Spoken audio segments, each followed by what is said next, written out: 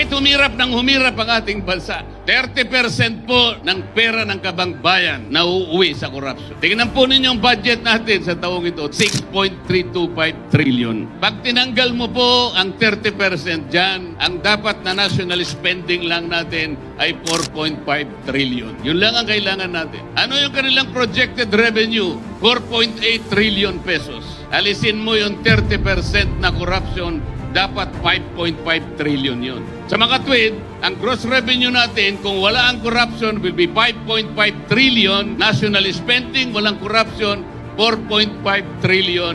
Meron tayong surplus na 1 trillion pesos. Baliktad ang nangyari. Ngayon po, ang ating projected deficit, 1.5 trillion pesos.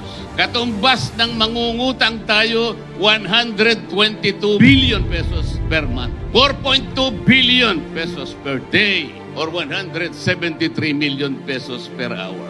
Bakit po yung hindi kumakain ng suka, hindi niya maintindihan yan?